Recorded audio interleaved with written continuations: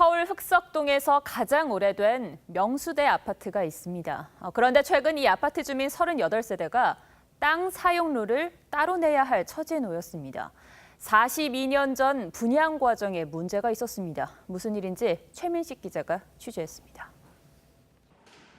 명수대 아파트에서 30년간 살아온 한영순 씨는 얼마 전 황당한 계고장을 받았습니다. 자신의 집이 강제 경매로 넘어간다는 소식이었습니다. 경매가 들어와 있더라고요. 그니 너무나 기가 막힌 거지요. 무슨 30년 동안을 여기서 살았는데. 30년 전 아파트를 구입했는데 아파트가 세워진 땅은 등기 이전이 안 된 겁니다.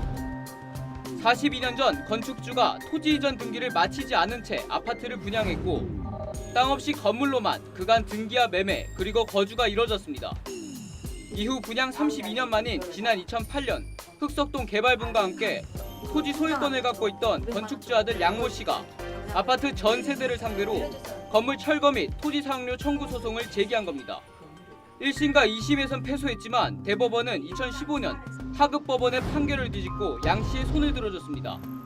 분양 당시 건물과 함께 대지가 분양됐다고 인정할 만한 증거가 없고 주민들이 오랜 기간 동안 대지 지분 이전 등기를 요구하지 않았다며 양 씨의 땅을 무단 점유했다고 본 겁니다. 이 아파트 38세대는 많게는 한 번에 8,700여만 원을 부당이득금으로 냈습니다.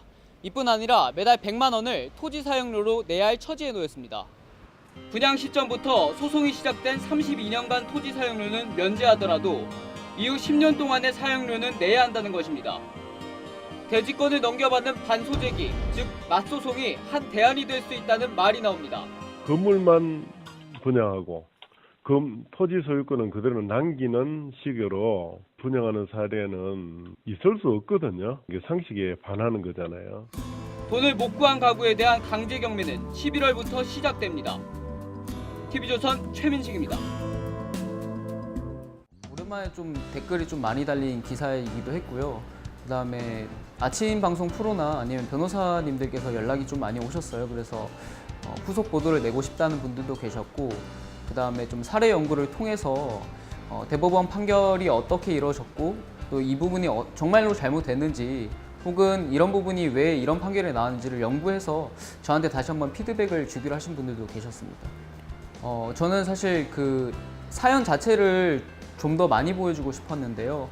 그러니까 가령 어떤 할머니 한 분께서는 20몇 년 동안 시장에서 정말 마기를 하셔가지고 돈을 버셔서 아파트를 구입을 하셨는데 그 돈 전부를 다 날리게 되신 거예요. 그래서 눈물을 흘리시면서 말씀을 하셨는데 방송 리포트 구성상 또 쉽게 담기 어려운 부분이 있더라고요. 그래서 그 부분이 좀 굉장히 아쉬웠습니다.